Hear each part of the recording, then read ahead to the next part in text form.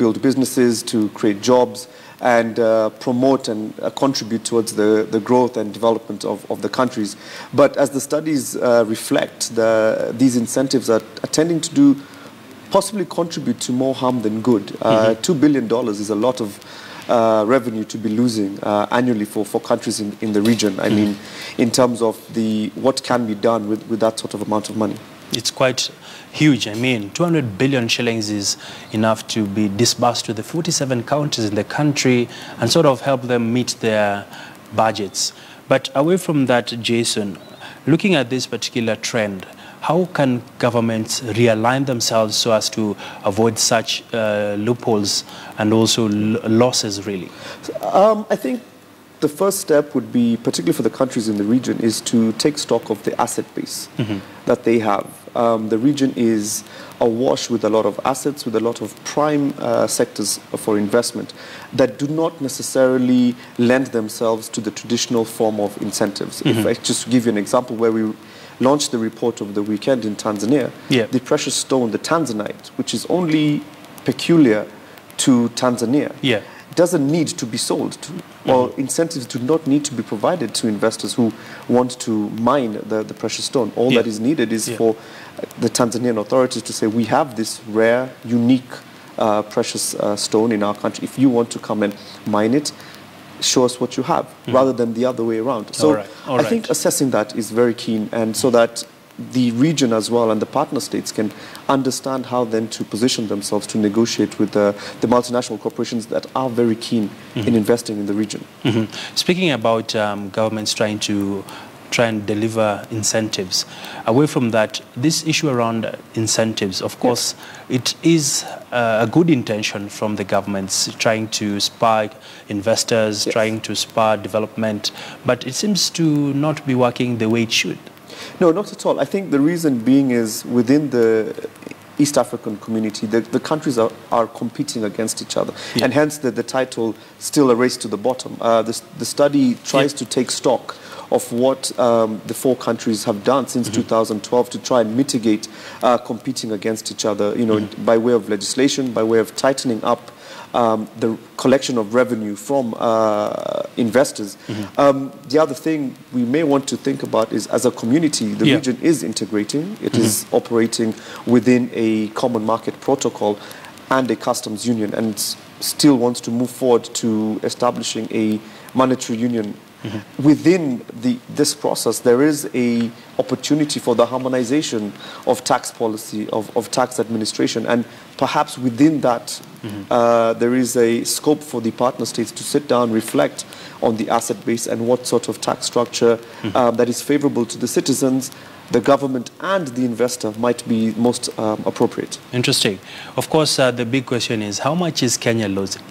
It is interesting. I mean, I think when the study was done, the estimates were around $1.1 billion in terms of lost revenue through tax incentives. The Kenya Revenue Authority does periodical reports and assessing what sorts of, how much is being lost through the incentives that have been provided in the contracts and the agreements the government signs up to.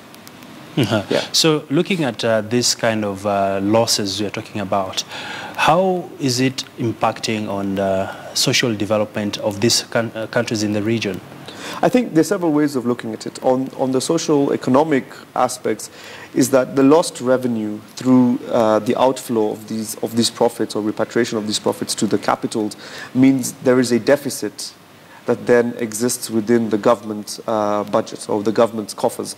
And there's then the challenge of trying to allocate what it has to a wide and broad base of service provision. And as you say, it rightly impacts on things like education, social protection, health, water and sanitation. I mean, we're experiencing rains over the last few months, you know, and Nairobi, all it needs in Nairobi is 30 minutes of rain and we're almost drowning, you know. So those are the kind of things that, you know, one would think that needs investments, and the losses are partly, you know, related to that. Interesting. Yeah. Jason, of course, you've talked about this huge amount, translating to about 200 billion shillings.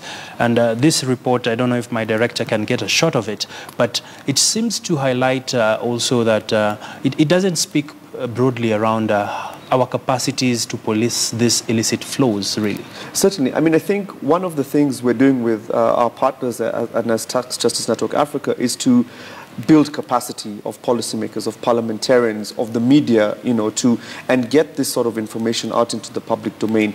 For example, we will be doing some media training in a couple of weeks to train journalists from across the continent, not just Kenya, on issues of taxation, tax incentives, illicit financial flows. We do have a running program that tries to advocate better capacity of parliamentarians so that they can raise these sorts of issues within the parliaments, so that it's on board and it's discussed at fairly different levels. So there are ways of doing that. There are recommendations also that came out of our meeting in Tanzania. The Tanzanian parliamentarians, you know, were very keen to stress the need for capacity building of legislatures in terms of understanding the issues, because they are quite complex. Yeah. So out of this study, it also points out to the fact that it seems like we are giving a lot of tax incentives, and how does this translate to the domestic investors who ordinarily are left out when these tax holidays are really given out? I think that's an interesting question. The tax incentives actually are across board. They're not specific to just multinational corporations. There are incentives that the government does provide for domestic businesses, domestic corporations. I think the way to look at it is whether the incentives being provided are the correct ones. Studies are beginning to show that tax incentives are not necessarily the prerequisites for the foreign direct investment that many of us who are economists, development economists and development specialists used to believe that was the mantra that was being spoken of. So there is also a change in the conversation, in the discourse about the role of tax incentives. I think, you know, some of the studies are also showing the business environment within a particular country actually plays a greater role in attracting investors. And, you know, as much as doing business report that are produced by the World Bank, you know, show how processes and administration aspects of running a business within the region are more attractive than, I think, the incentives that are being provided. So there are those issues, there are those discussions that are taking place, and certainly, as the report reflects, tax incentives are not necessarily the main issue as we speak today.